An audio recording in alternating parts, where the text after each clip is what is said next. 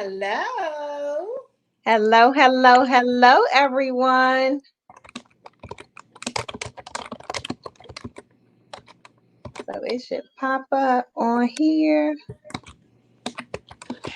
Yep, we are live from my page. So I'm going to. Da, da, da. Hello, hello, hello, everyone. We're going to get started in about 1 minute. We're just taking care of some housekeeping. So come on in, share, share, share, share. I'm telling you, don't want to miss this information today. Yay. No, you don't. There we go. Let me share it. Hold on 1 second.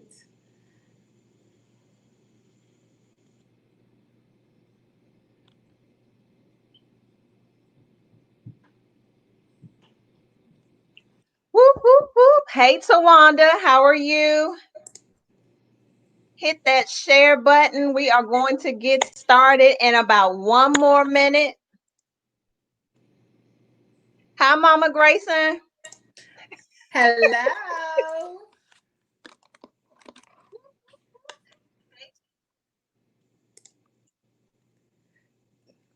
Y'all make sure y'all hit that share button.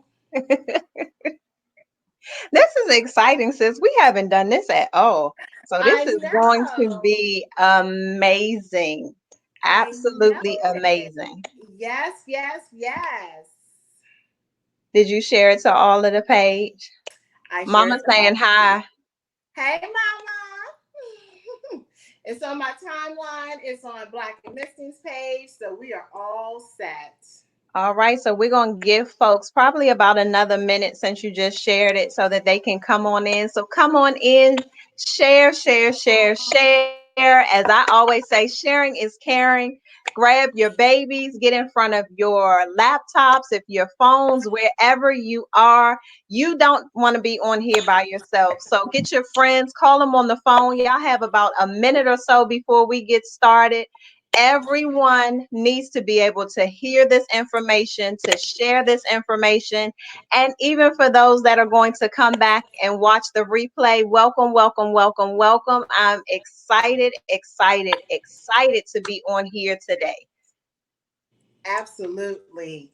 Absolutely. And thank you so much, Keona, for using your platform to educate our community. This is so important. This is key. Key, K-E. Look, Yes. As in Kiki. I am excited, excited. Hey, Tanya. Hi. Hi, Tanya. Hi, everyone. So come on in, share, share, share. Sis, you want to give it a 1 more minute or so that folks can get on here? You Sounds want? good. And make sure you have your questions ready. We're ready to talk. This is real talk. Yes. No fluff tonight. Well, you're not going to get fluff from us anyway. Absolutely Maybe not. on another channel. But no fluff from us. We are on here and we definitely want to be able to share this information because it is something that not only parents need to be able to hear, children need to be able to hear, guardians, teachers, babysitters. If you are dealing with children, you definitely want to make sure that you have hit the share button on your Facebook page. And if you want to go ahead and start right too, we want everyone to be able to hear this information because indeed it is life changing. It can definitely save someone's life. So share, share, share, share, share. And I Yeah. think we're going to go ahead and get started since it's about 8:03 now. And I Okay. know folks are going to hop on and hop off, but they are going to stay on to hear this information. So I am excited. I'm going to introduce my amazing sister.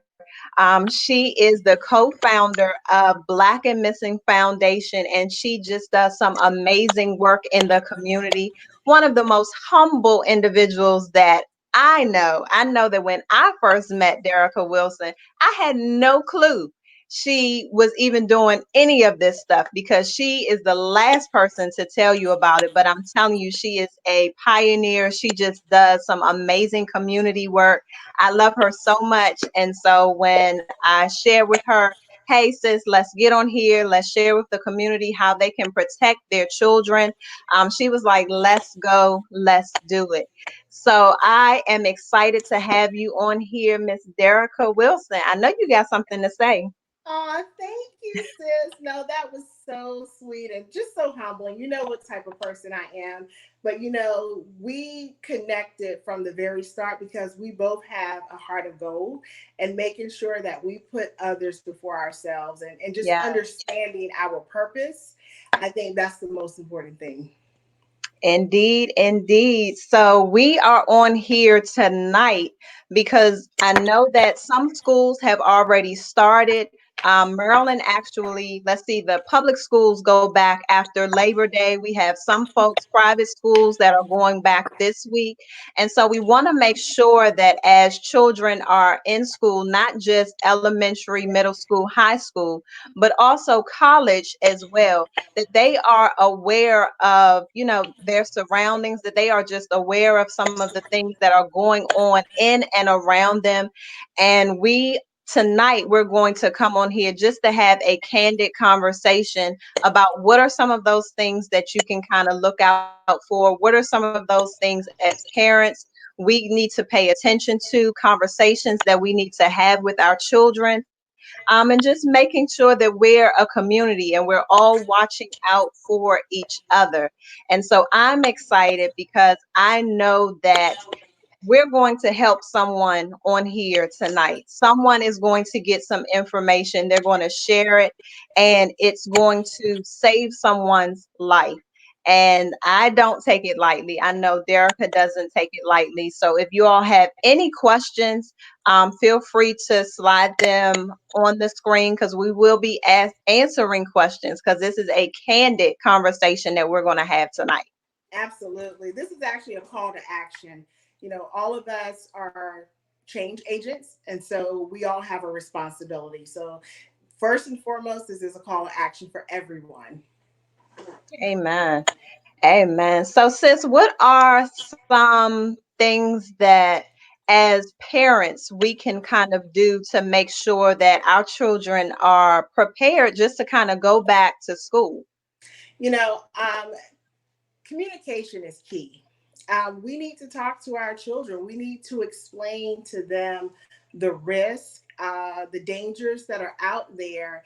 Oftentimes we allow television, videos, the news, just to tell our kids what's going on. We need to turn it off and have that candid conversation. This is real talk.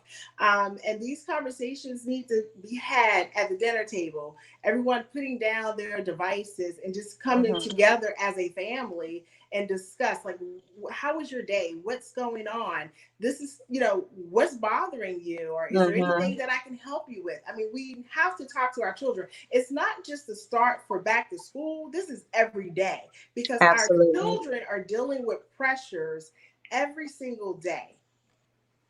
I agree. And it was one thing that you talked about, even just being able to sit down and have conversations at the dinner table. I know that when I was growing up, we sat down every night to sit down and eat, and we just had those conversations. How was your day?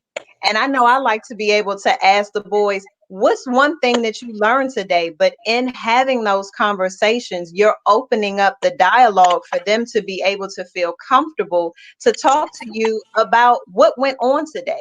What Absolutely. happened in class today? What did you learn today? And if something happened, they feel they have a safe place to be able to talk to you about it, because it's not you coming at them soon as they come in from school. Hey, what'd you do today?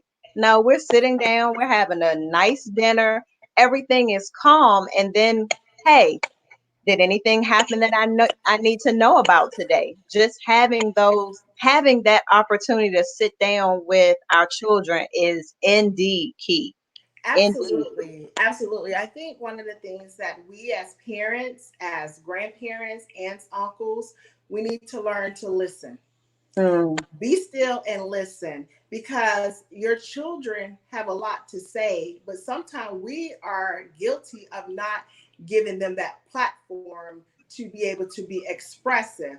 And when we do mhm, not give them that platform, they tend to shut down and they turn to others willing to listen to them because we have blocked them out by trying to overtalk them. Sit mhm, back, be still, just be quiet, be still.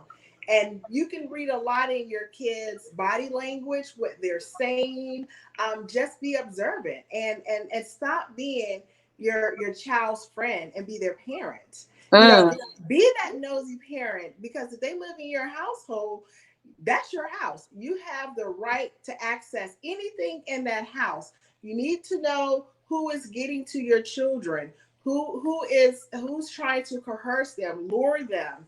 And this stuff starts, a lot of times it starts inside the home. So as we're talking about the kids going back to school in the summertime, nowadays these children don't have an outlet. So who have they been communicating online with? Who are they meeting at the bus stop to give them a ride to school? mm. Those are things that's just food for thought, that parents, as grandparents, aunts, uncles, caregivers, we need to think about. Because now you have to not just think outside the box, you need to remove the box altogether. Mm. That's good right there. And I know you were talking about even the phone piece. What are some things, because there's so much that our children and even adults we get exposed to by just having this one little device in our hand. I mean, it seems so small, but you have access to so many different people, and so many different people have access to you. So, what are some of the things that we can kind of pay attention to, even with these phones? Like, what do we need to pay attention to? What are some of the apps that children are doing? What are some of the lingo that they're now using that, I mean, us parents, we have no clue about? I was fortunate to, I'm a parent of two, a teenager and a soon to be a early stage tween. But serving in my role as a police officer, it afforded me the opportunity to go into the schools. I used to teach the DARE program. I taught the GREAT program, and I also taught bullying. And it Mm, allowed me to see some of the pressures that our children are facing on a day-to-day basis. But also as a cop, it afforded me the opportunity to look at technology and seeing everything that some of these criminals, because crime is an opportunity, but right. how they're using these smartphones, these gaming systems to get into our homes and victimize our children. Mm-hmm. One suggestion that I have, and this is something that I've done with my son who has a cell phone. I set his cell phone up. We Right. made a deal, and because I set his cell phone up, everything is in my email address.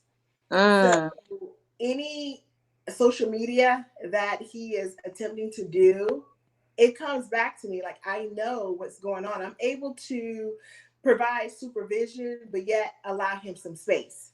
So with his social media platforms on Instagram, seeing who he's posting, seeing who's trying to connect with him, but still keeping my distance at afar where he is not feeling like mommy is hovering.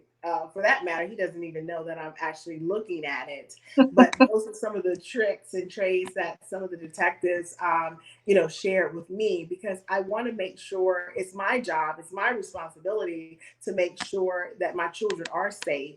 And with all of these apps developing and going in the app right. store, the other suggestion that I have is I actually went to our cell phone carrier and I asked them, how do I set up those parental permissions on the phone for my son's phone line? Like, I don't want him having the ability to download certain things that I become aware of. And so Mm. your phone carrier will walk you through those processes. But you, as a parent, you just got to take the time and go through that. Yeah, that's good. I know that I we have, what is it, Xfinity here. And so they have the ability to be able to block certain things that, our children can get on with just their cell phones. So you can do it with their tablets, you can do it Yep. with their computers, you can do it with their phones. And I know even with my son, his phone, although he sometimes he's supposed to bring it in the room every night. But I realized, I'm like, okay, you kind of got a little slack with that. No problem. I can fix it because I can shut the whole phone down at 9 o'clock. You won't be able to do anything. So it's those things that we do have. Technology is a good tool, but like you said, we have to be able to utilize it for our benefit. And as Absolutely. parents, we definitely need to be able to know, again, like you said, not hovering, but they need to understand that there are so many predators out here that pose as children nowadays, where you have to pay attention. You may not be chatting with a child, you may be chatting with a grown up, but you don't know because they're posing themselves as a child. So even with that, what are some things that parents can do to make sure that as they're chatting with different folks, that it's actually a child that they're chatting with? Well, one of the things that we at the Black and Missing Foundation encourage parents to do is to create a fictitious account.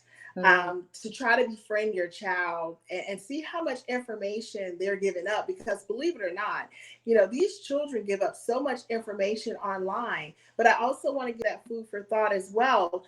They are turning to the World Wide Web, not knowing who's on the other end. So initially they may be under the impression that they're chatting with someone their age, but because they built that level of comfort, when they realize mm, that person's true age, they have gotten to a point where they feel so comfortable, they really dismiss the fact that this person is an adult, and they're willing to go to that extremes and that measures to go with them because they feel like they're the only ones that understand me, or they're mm, feeling that level of comfort. So that is one of the reasons why we highly encourage parents to have those conversations. I know it tends to be uncomfortable, but some of the signs that you can pick up on is your child's behavior, their patterns, their dress, um, mm, if they are a little bit distant,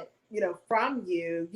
Those are just questions. Who are their friends? Who are they associating with now? Just we just got to be vigilant and be aware. But I also think that in today's society, there's a lot of single parent homes, unfortunately, and why I said in the beginning that this is a call to action, because we need our faith-based communities to play a more mm. active role as well. I'll never forget with the hysteria in DC when we went to talk to the community in Ward 8, and when they were thinking that all of these girls were going missing within the same day and hours apart. And it was these elementary school age children. And it was one little girl crying because she said that she is terrified to walk from her school home thinking that she's going to be snatched. And this is where we are today. This is happening, and we just need more people, especially in our community, like our faith-based community. Like, what happened to the Big Brother, Big Sister, the Boys and Girls Right. Club? To take a more active approach, a role with the mentorship, and some sort of out the school activity, because a lot of parents don't have any other resources. Right. And you brought up a key piece was, being involved in the community, our faith-based organizations, really being able to step up in these times. We have individuals who, is it that we can get some folks together to make sure that children are feeling safe when they walk home? Is it making sure that they call to check in when they get home? I know, especially in the district, there are a lot of latchkey children. And so Yes. as they are, walking home from school, as they are on the metro buses, they're on the subway. They're pretty much, once they are out of the school, they're on their own. And these children aren't, teenagers. They are some elementary, middle schoolers, and they are getting on the bus. They are getting on the subway. And it baffles me sometimes, but I understand, because as you talked about with the single family homes, they have to be at work. So they Yeah, can't necessarily, be there to walk their child to school, or even when they're coming home. So what are some things that the community can do to make sure that children are going from one place to the other and that they feel safe? There should never be an elementary school children, or any child for that matter, that feels like they are going to be snatched. Like that, whew. absolutely. What we actually encourage is the buddy system. I completely agree that no kid at that age level should be by themselves unattended. And I know people's situations and circumstances are different. But being able to, the school, when the kids let out, and if they're walkers, making sure that they're walking in a group. I think where the volunteer comes in, with people in the community going up to the schools, submitting your fingerprints and your background, and willing to be a volunteer to help this kid walk home from point A to point B. Those are just little things that we can do. I was very troubled a few months ago. I was catching the metro to my job in DC. I was working on a special project, so I was reporting to a different office, and I would ride the train from College Park to Waterfront. And the train is crowded. I mean, I'm having to be at work between 8 and 8:30, so that's rush hour. And there was a little girl. We made eye contact, and she looked to be around my daughter's age. My daughter's 9 right now, and I'm thinking that she's with a parent, but she's a couple of steps ahead on the train. And so, because we made eye contact and I smiled at her, she actually walked up to me, and Mm. I was sitting down, and I asked her, I said, "Where's your parent? Are you on here by yourself?" And the little girl told me that she was by herself. I said, "Well, let me guess your age." I said, "You're 9 years old." And she said, "Yes." I say, "So Wow. you catch the train by yourself?" And she said, "Yes." So this little girl, she doesn't know me. Um, And just think, if I was one of those predators out there, she was Mhm. giving me so much information about Mhm. herself. She catches the train from, she lives in Columbia Heights. She catches the train. She goes to school. She gets off at the LaFont Plaza Metro, and she was going to school just to get food because she hadn't had anything to Wow. eat since the day before. Now, I nearly lost my mind. I was very emotional. I didn't have any cash on me because, like most people nowadays, we don't carry cash. I didn't have any snacks. And I was actually getting off at the next stop, which was Waterfront. And I know that I couldn't do this, but if she was willing, I said, "Look, I will pay for your metro, but there's the safe way. I would get you food because I don't want anybody to be hungry, especially a kid." And the fact that she was by herself, and it disturbed me. I was very emotional. I have been carrying a bag of food. I actually went to Columbia Heights area looking for this little girl. Wow. My daughter helped me pack her a snack bag, and I check it regularly to make sure that whatever's in there, if it has expired, I take it out and put more food in there. And I put a few dollars because if I see that little girl, I want to make sure that she knows that somebody cares about her, and I don't want her to be hungry. And that has been a mission of mine for over the past 2 months, to find this little girl who is 9 years old. And just imagine a predator. And I think about what I do and my sister-in-law Mm. do in this capacity with Black and Missing Foundation, and how we deal with families every single day who's missing their loved ones, and how this little girl could be exploited because she's looking for food. So think about all of those predators out there who's trying to take advantage of our innocence, our innocent babies, Mm. boys and girls.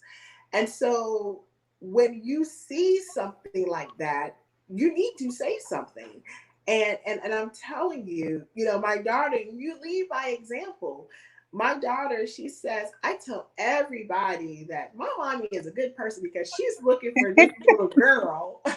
And my daughter asks about her all the time. She's like, have you seen the little girl? And she actually checks to make sure the food is not expired, but I keep it with me in my bag every day because I'm going to run into her. Mm, wow. I that mm, I couldn't whew, I couldn't imagine. I could only imagine how you felt. I mean, because as I'm sitting here and I'm listening to you, I'm like, my God, like how has it gotten to a place where we are this area, I mean, and the United States in general, we just have an abundance of resources. We have an abundance of food. We just have an abundance. We Hmm. have children who are Hungry and homeless. but she's going to school to Just get fed. just to eat. She hasn't had anything to eat since she left school the day before. And that literally crushed my entire soul. Yes, it tore me up. Actually, one of my colleagues had to pray for me that morning. She actually took me in a room in the office and we had to pray because I literally, when you talk about, and Natalie always laughs at me, she always says I need to go back on the police force because I've gotten soft. Because, as officers, we're taught not to wear our feelings on our sleeves, but when it comes to mistreating the abuse of our children, all of that goes out of the door. I mean, you see a whole different person when you're talking about abuse and mistreating our children. And I call myself Mama Bear because you mess with my children, I'm the same way. But it just is devastating how this is what we're facing or what our children are facing. And I think it bothers me even more down to my soul that she was so forthcoming to me with information that who else has she encountered and who has tried to use that vulnerability against her. And Mm. that's what troubles me. So, whew, I'm I'm normally not at a loss for words, but I'm at a loss for words right now because I can't, to be able to see a child that didn't ask to be here, right? In a situation that there's nothing she can do about it. And Absolutely. she came up to you because I all you did smiled. was smile. I You smiled at smiled her. and you looked welcoming to her, like, wow, maybe I can, maybe she can help me almost. It makes it seem like it was almost a maybe she can help me. And So who I'm else has she encountered? I mhm, mean, even the teachers. There should never be, and again, I know that the teachers can't do everything. But if you are seeing, like you said, the signs, if you have a child that has come up to you and they're like, well, I haven't eaten, what's the policy for that? right. Are there those conversations that are being had in the school to make sure that no child is going home without having any food? And it's like you said, it's a call to action. It really is. The community has to step up. We have to be more proactive as opposed to reactive when we're seeing the stuff that's going on, even with all of the violence that's going on around us. We have to step up. We have to be the change agents. We have to be the one to figure out, how can we help? What can we do? Is it going into the school to have these conversations with the administrators, with the teachers? Are they aware? Do they know? Are they being trained to be able to have these conversations with children? Do they know that, when someone comes in and they may be abused, are they trained to be able to handle these types of conversations? So it's almost like they go from a place where they don't feel comfortable. She's going to school. So now what happens when she gets there? Is there someone that can assist her? And wow, Derica, I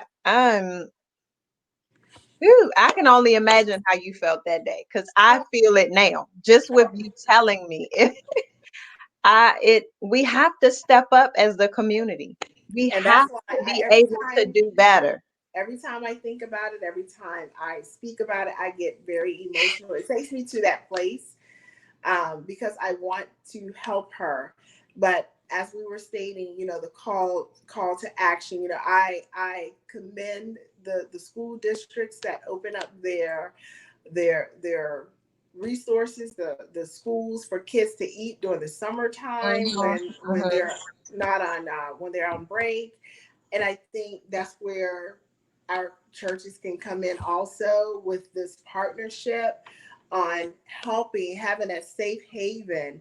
I was thinking a few weeks ago, I was thinking about Vacation Bible School, and I grew up in the South, and I used to look forward to going to Vacation Bible School, Mhm.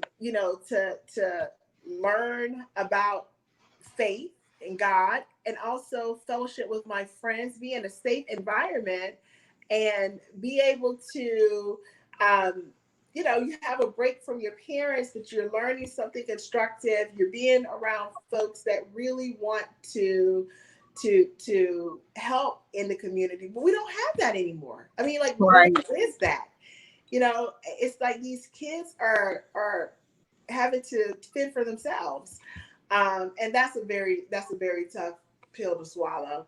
And I know we were talking about, with this back to school, one of the things that's really been paining me is the level of hatred that's going on in our country, where we have all of these school shootings, and you know parents in fear, even sending their babies to school and off to college because of this hatred and this fear. I really think that certain things we need to bring back, because it seemed like when we took certain things out of the schools, it seems like everything just went to hell. And that's why we're dealing with hell on earth right now. um I constantly pray for my children and for all the children. We have to uplift them in prayer. We have to ask God to order their footsteps, protect them, provide that cover for them. It's so important, more now than ever. It's important to tell your kids to, if report, see something, say something. I know one of the Right. issues with our community is that we don't want to snitch, and that is going on, generation after generation, and it's really trickling down to the kids. And I'm gonna tell you what was a defining moment for us last year. We went to speak at a school in DC, and this was an elementary school, and we walked in and had to go through metal detectors. And I was trying to wrap my mind around, how did we get to this point? Mhm. I was basically strip searched just to go into the elementary school to talk to the kid. And no, and I'm not saying that there's anything. I want the fact that they have these protocols in place. Yes, I'm glad you're checking, but Right. what happened in society that we now have to resort to this?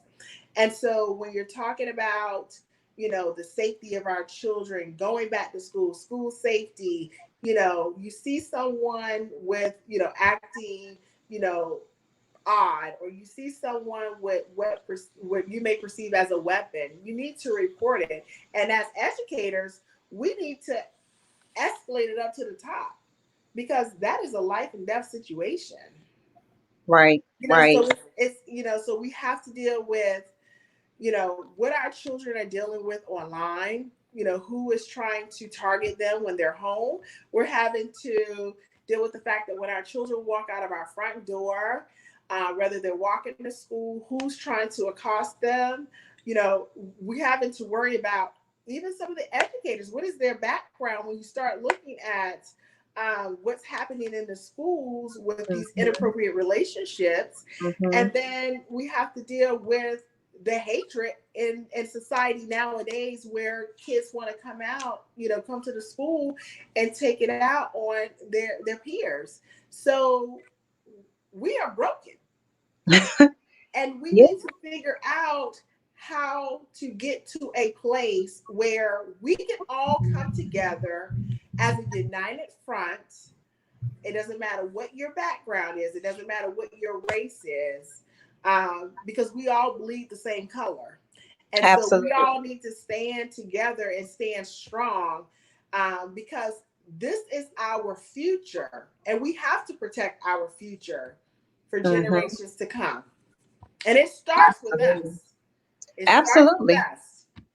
Absolutely. And you said one thing, it does, it starts with us, especially as the parents.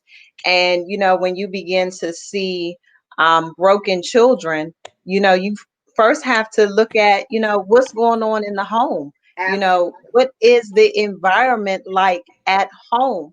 Because I'm sure that, there are going to be some children who leave the home and folks are even luring them by just saying, "Oh, hey, beautiful, how are you?"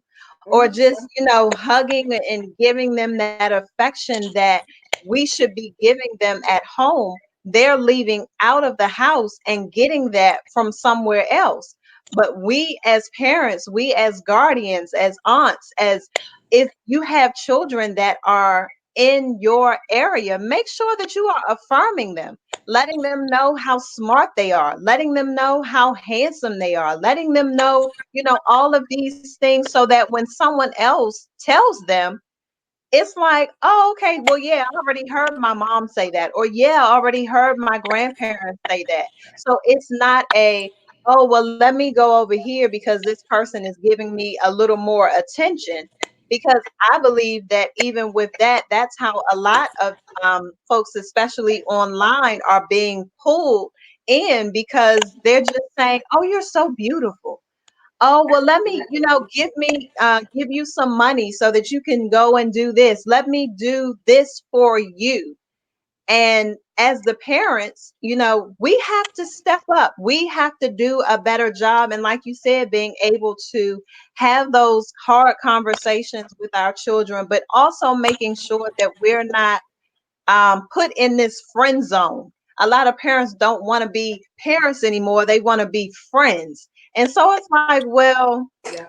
I don't know if I wanted my parent to be a friend. I Right. needed them to be a parent. You Like, needed them to and provide again, guidance. I wasn't perfect by all means, but at least they were being a parent and not a friend. If I was wrong, I'm going to get corrected. I'm not going to just go out and have someone that's telling me, "Oh, great, well, you're so beautiful, you're doing this." There was someone there to be able to also tell me that. And so I think that, that's also important too. And even because I have 4 boys. And so I have to even tell them, "You're handsome." Because folks get out here and they think, "Oh, it's only girls that are having or coming up missing." No, it's our male seeds are coming up missing too.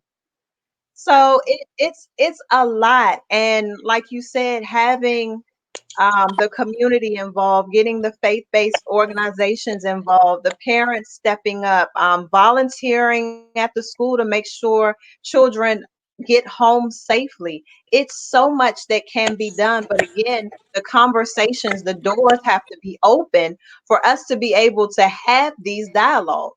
And It can't be oh well, it'll work itself out. Well, no, you have children who are coming to school just to eat. So clearly absolutely, something absolutely. is going wrong. Now, Something is not right. and so because we can't always wait on someone else to take the responsibility, I really think that parents need to realize just how strong their voices are. Mhm. So joining into the PTA at your children's school, your voice goes a long way because you are in a position where you can seek change.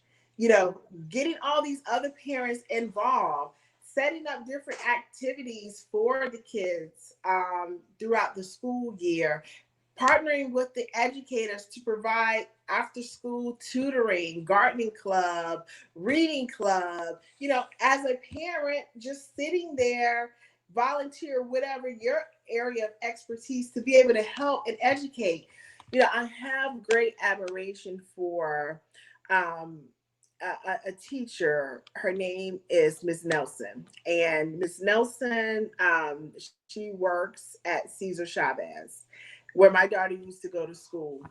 And my daughter was in the dance program at the school, and I asked Miss Nelson, because Miss Nelson, she does this, she loves dance, and she does this out the goodness of her heart.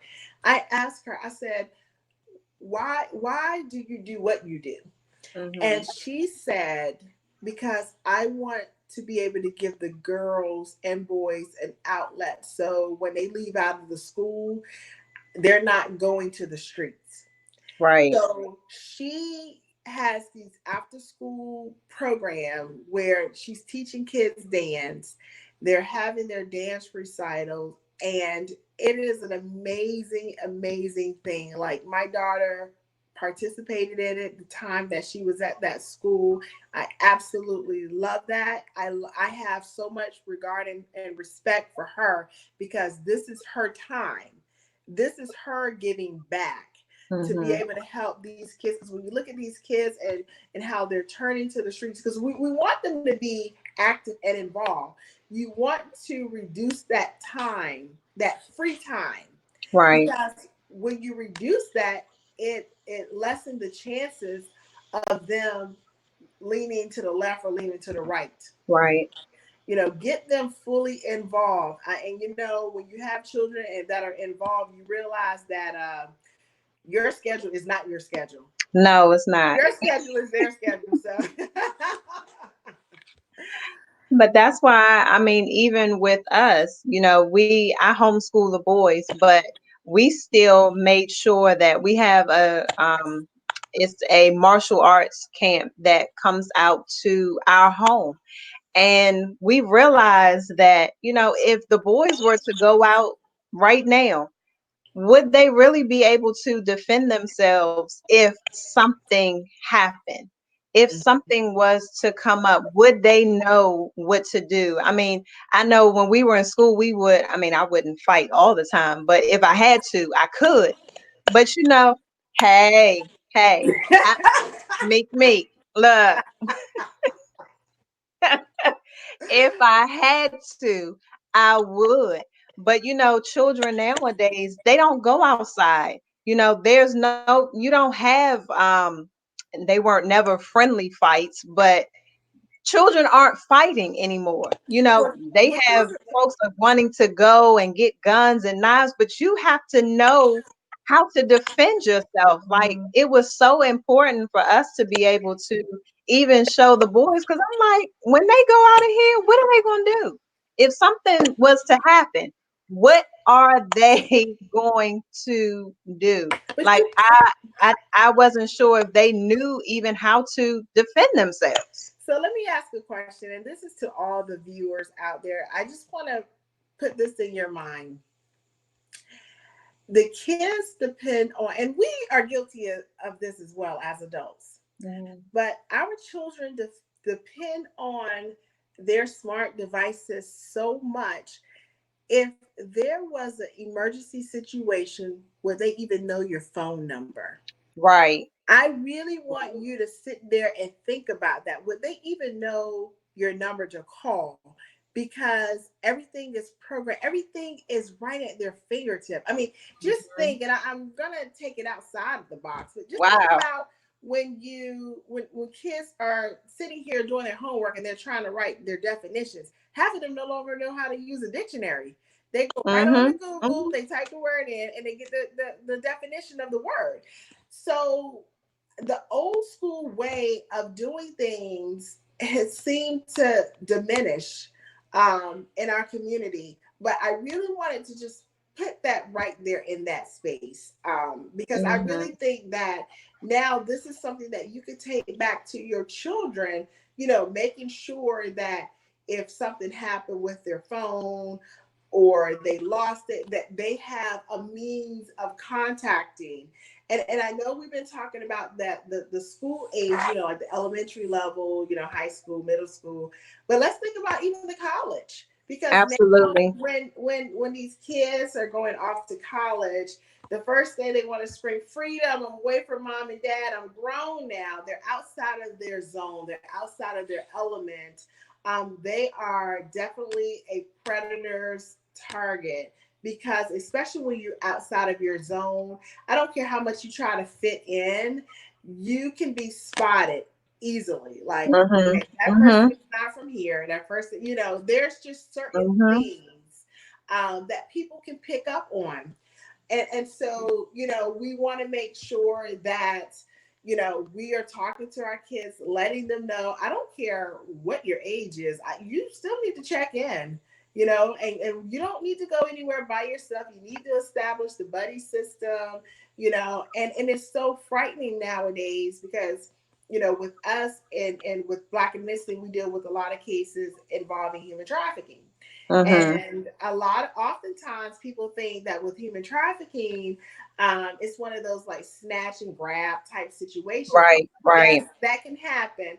But oftentimes what we have seen is the grooming. It is the grooming. It's the, you're beautiful. I love you. I want to buy you this. Here's a new phone. Here's a new outfit. Here's some jewelry. They bring you in. They get you so comfortable. And then what happens is, I've done this for you. So what are you going to do for me now? Mm. And Mm. so that is happening more often than not. Some of you may even recall a case that we worked out of Baltimore where we had a young girl who her mother did everything right. Her mother did not have a computer in a closed space. A computer was in the open space. And she provided supervision. Her daughter did not have a cell phone, didn't have anything. She took her daughter to school every single day. Well, this little girl used her friend's cell phone and met someone on an Mm. app. And so, although this mother did all the right things at home, the young lady was using her friend's cell phone and had been using Wow. it at school for weeks and weeks and weeks, communicating with some guy until they coordinated for him to pick her up from school. So her mother dropped her off, but unbeknownst to the mother, he was parked around the corner. So as the little girl appeared to be walking in school, when her mother was out of sight, she made a U-turn and went around and got in the car with this young man. And she was actually a victim of human trafficking. She was trafficked for 5 days, um, from Odenton, Maryland to DC, then to Prince George's County. And we were able to Woo. find this young lady. But this is happening. This is real. So when people are sitting here, they're listening to this or thinking that this can't happen to me, no, Mhm. it Mhm. can. And sometimes people don't want to get involved until it hits home. But Right. our role and responsibility is to arm you with the skills, the knowledge, all the information to protect yourself, to protect your family. We want to take the proactive approach and not be reactive. And it all starts with having that conversation. Talk to your children. Have those uncomfortable conversations and stop being your children's friend and be the parent. So then I have a question because I know, let's see, Tawanda wrote on here. She said, yes, I had to check in at the age of 17. And then Erica wrote, I'm a grown woman and I still let someone know where I am at all times. So for our college age students who, feel like, oh my gosh, freedom, freedom, freedom, freedom, or even some of the high school students who are now driving, what are some things that parents can do? What, or even more so, what are some things that children can do? I know you spoke to it a little bit, but kind of um, give them some of the things that have happened to children who, kind of got lured in. And then, like you said, this young lady was trafficked for 5 days. Like, what was her mindset when you all found her? I mean, I think it's almost to the point where it's not a scare tactic at all, but I think they need to be aware that, yes, this can happen. She thought that she was being slick by not having a phone, but she was going to use her friend's phone, and thinking, oh, okay, well, I'll be okay. I'll be back to school before my mom comes to pick me up. So here you are, you're thinking you have all of this stuff going on in your head. Oh, you just met this person. I'm going to be okay. I'm going to be back to school, only to find out that you've been trafficked for 5 days. Yep, Like, you have no clue how much danger you have just put yourself in by thinking you were trying to be grown or trying to be slick. And your absolutely. parents are worried because, oh my gosh, I dropped you off at school. Where you're Absolutely. supposed to be at school, where I dropped you off. So Absolutely. what are some things that, I mean, kind of speak to the children now? Like, what just give them something to think about that can cause them to second guess, okay, I'm not going to do that. Because I remember when I was watching this and Miss Derica said this happened, you know, give them some real, like, let's have some real conversation about this. In this particular case with the young lady, and I'll tell anybody, as cliche as it may sound, the easy thing is finding them. When the hard part is the aftermath, because you don't know Mhm, what they experienced during the time that they were gone. In this particular case, the young lady had multiple attempts of suicide. Her mother did not want to go to work because she was afraid that if she went to work, that her daughter would end up missing. mhm, And it really puts it add even more layers of danger to the situation, because now these traffickers are, is she gonna snitch on me? They know where you mhm, live. Oftentimes they get your information. We had a case with a young lady who went missing going on vacation. She needed a break from the family, her children. She's a single mom. She needed a break, met a guy online, decided to go see him in another state on vacation, and he was actually a recruiter. She was missing for approximately 8 months before we were able to find her and bring her home. And she suffers from PTSD.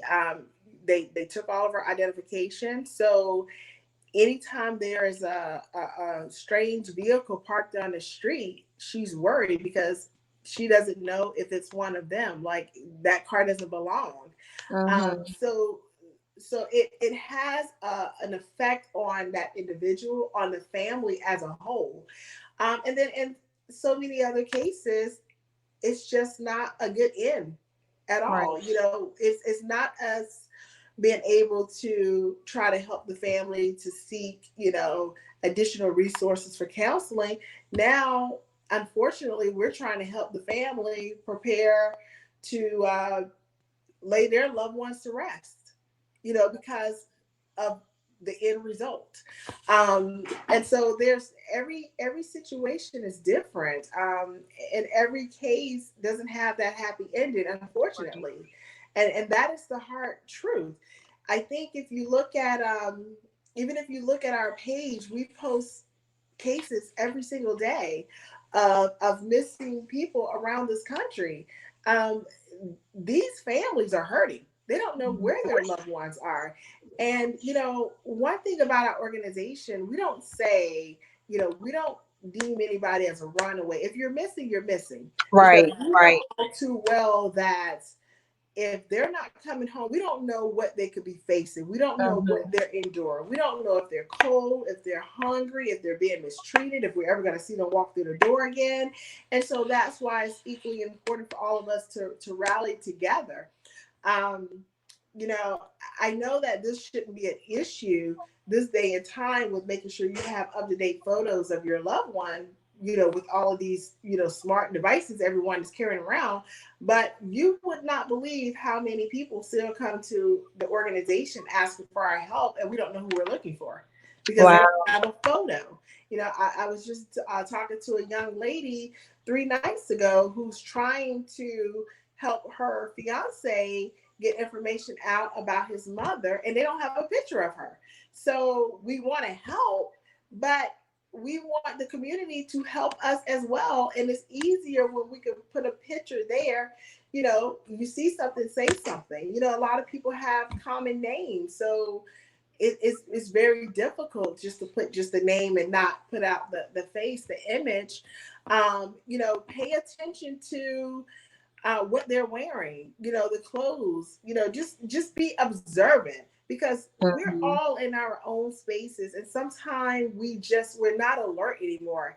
Think about when you're driving and you see someone walking. 9 times out of 10, they have earbuds in, they're glued to their Right. phone, they're not aware of their surroundings. Well, I find that to be the case with a lot of parents too. When we're talking to them and our families, period. Okay, well, what was your loved one wear? I don't know. Mhm. What time did they leave? Well, I think, because everyone is consumed in their own space. We Right. need to just be still for a minute, just kind of back up, regroup, because it really is a life death situation. And I really hate to put it that way. And then the last point that I want to make, and I was kind of going back to what's happening in our schools nowadays with the hatred and the shootings. I'm going to tie that into mental health only because that's how they like to tie it in.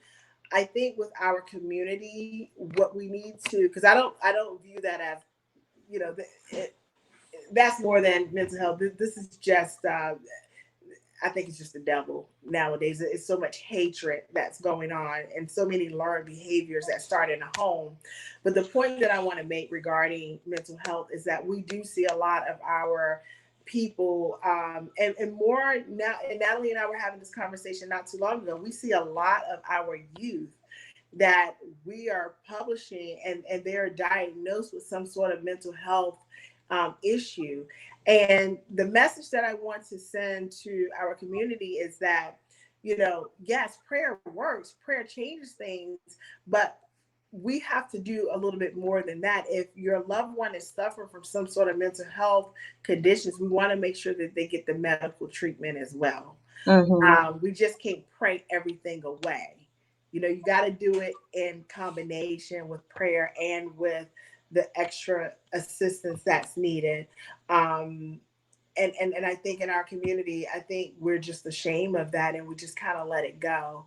But we really need to do better. And so this is our call to action. This is for everyone coming together. We have to do better. It's not just the protection of our children right at the start of the school year. It's the protection of our children forever. They're our Absolutely. future generation, and it all starts at that dinner table having a conversation. I agree. I agree. And I know that you started to mention, some of the things we never want to think about any of our loved ones going missing. But what are some things that, you can just have if God forbid something was to happen? I know you mentioned a current photo. What are some other things that you can have, just in case, to be, again, to be proactive as opposed to trying to remember, because now your emotions are flying. You don't know where your loved one is. You don't know. But what are some things that you can put in place? I know that Rodney mentioned something about, let's see, he said his family uses Life 360 app to share their locations. So what are some things that, we can do as parents, as children, to make sure that, we're all on the same accord? I think going back to the old school, knowing who your children, your loved ones, friends, acquaintances are, to establish that type of phone tree, to be able to call around.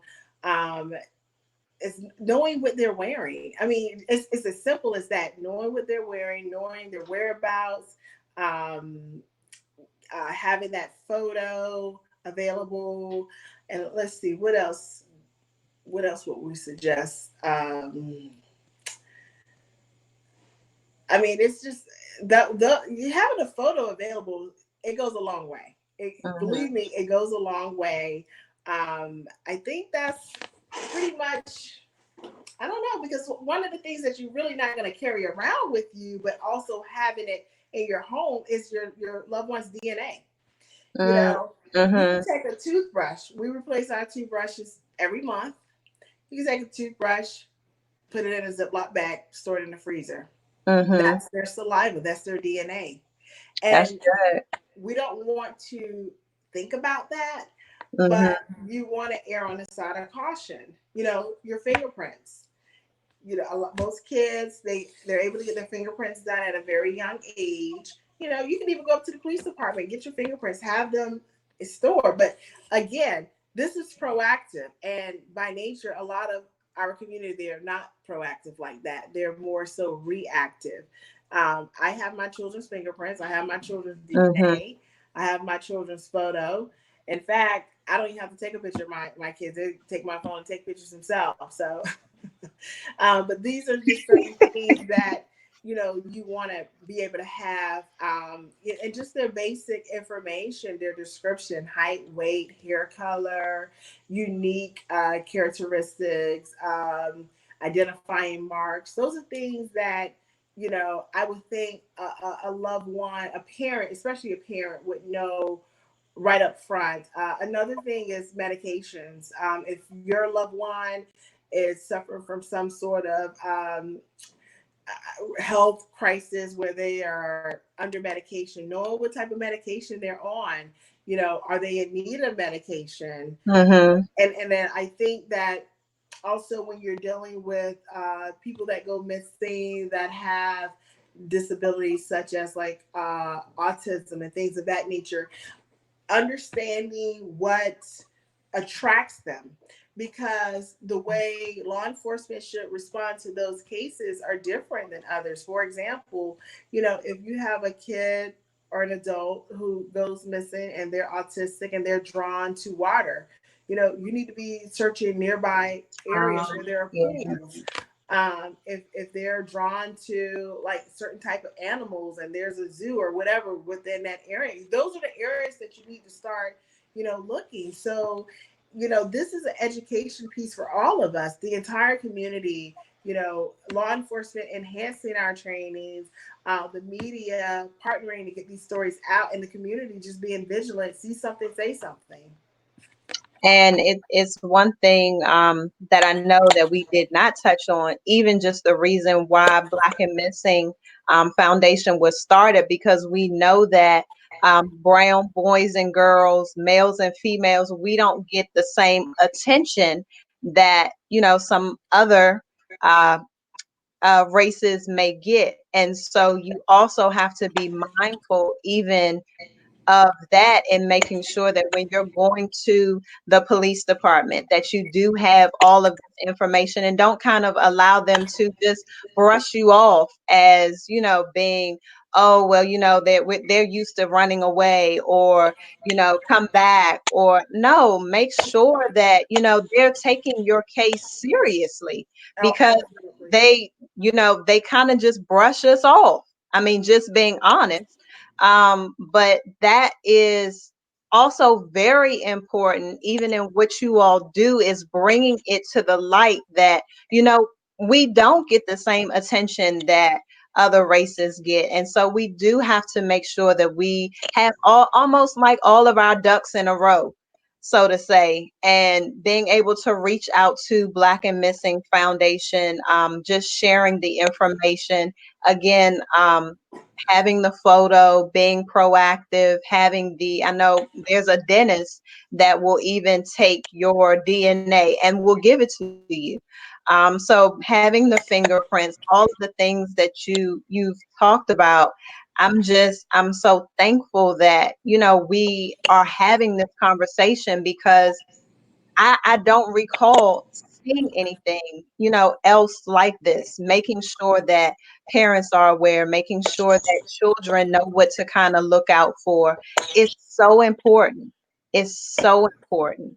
And And we shouldn't only hear about it when something happens. absolutely. And the last point that I want to make regarding the call to action, understanding how involved the community can really get and be in situations such as this. So, for example, months, there are certain months throughout the year that represent things. For example, October is Domestic Violence Awareness Month. January is Human Trafficking Awareness Month. February is Teen Violence Awareness Month. April is Autism Awareness Month. When you identify these designated months, this is a call to action for the churches, the community members to all get together and rally around, because these people are hurting.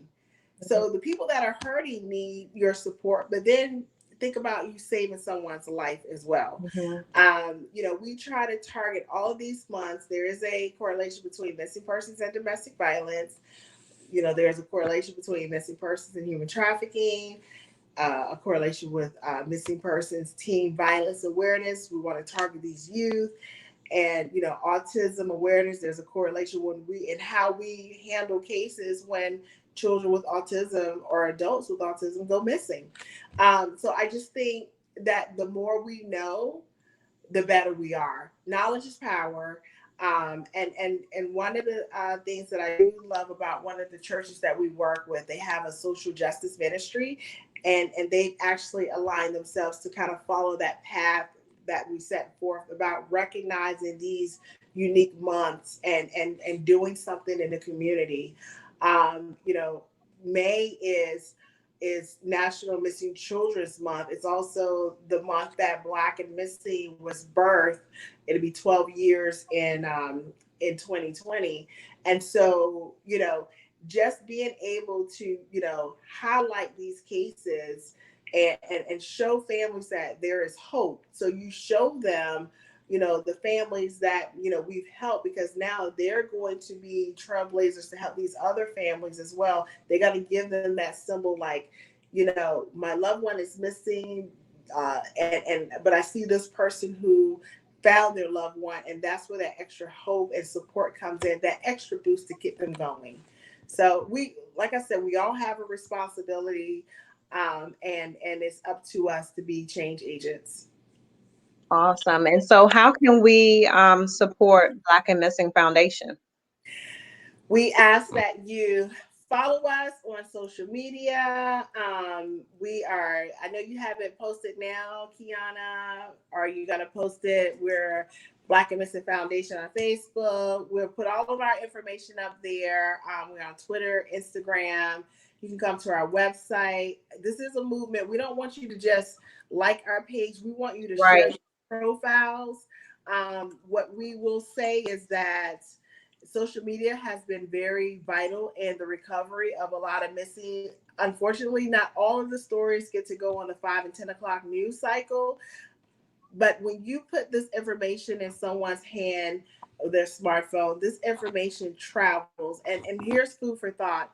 Natalie and I travel to New York quite often, and we get on a Acela train at Union Station. We could leave DC at 2 o'clock, and we're in New York by 4:30. Um, and so at that time on the train, no one's ever asking for our identification. We completely left from one area to a whole other state. So when we're putting out these cases, these flyers, this information, we need to get it out there, which is why social media has been vital. Because if somebody is missing from DC, it doesn't necessarily mean that they're in DC. They could be in New York, Right. New Jersey, they could be in Baltimore, Boston, wherever. And so that's why social media has been so critical. So we encourage share, share, share. Do it for the families, because they don't know if their loved one is suffering, if they're hungry, if they're eating, if they're being mistreated, if they will even see them again. So that's what we encourage you to do. Well, this has just been, let's see, do we have any questions on here? I don't think, I think we kind of, folks just more so had comments than anything else. Was there anything else you wanted to be able to add to our conversation today? No, just thank you, Keona, for actually organizing this, inviting us to participate. I think it's very important. We covered a wide range. I know it was about the safety of our children, but I wanted to really stress the fact that the safety of our children is 365, and Right. not just the beginning of the school year. And I really hope that parents, aunts, uncles, grandparents, whoever our audience is listening, to make sure that they are having those conversations, those dialogue. It should be a one-time thing. So you have to communicate with your children, your family. Put down the devices, and just carve time just to have a conversation without any interruptions of your devices or television. Um, and stop being your children's friend and be their parent. And don't mind being the nosy parent, because believe me, you would rather save your child's life than to have a predator to come in and lure them. Indeed, indeed. So this has been, I'm excited for, everyone who is on here, even more excited for those that are going to share, like Erica said, sharing. I always say sharing is caring. It We is. have to get this information out. Folks need to know what they can do to kind of stop some of this, and even to figure out how they can go about getting involved. Even if you don't have children of your own and you have the ability to be able to volunteer at a school, go get yourself, fingerprinted and figure out how you can, maybe stand on a corner to make sure you can watch children go from one side to another. We as the community have to be able to step up. We as the community, we have to step in. We Yeah, keep wanting, the government to be able to do things. We want the police department to be able to do things, but it's the community that absolutely. is going to have to step up in order to do some of these things. The government, I mean, yes, they're great, but some things we're going to have to take the lead on. We're just going to have to do it. If it takes, you being having to get off work maybe an hour once a week or something like that, figure out what it is that you can do to be able to assist. We have to do our part. We can't wait for someone else to do it for us. Mhm. We have to really step up. Um, and just do the work. Yes, we have to pray, and then I have my good friend is going to come on here actually tomorrow, and we're going to pray. Again, we have to pray, and then we have to do some work. Yeah, yeah, So you just want to pray and pray and pray and pray and pray and pray. Yes, prayer is great, but we have to do work too. So Yep. I'm excited, Derica. I'm so excited that we had this opportunity to get on here. And this is our first time doing this. Hopefully, this is not our last. And It is definitely not our last. Trust me. Trust me.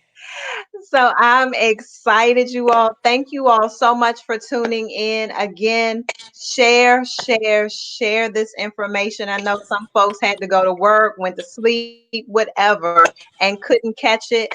Hello to those who catch the replay. I'm excited. Again, thank you so much, Derica Wilson, the co-founder of Black and Missing Foundation. My sister. Yes, Yes. my sister. And so have an awesome evening, everyone. Thank you all so much. And remember, you are a change agent. Amen. Amen. Thank you, sis.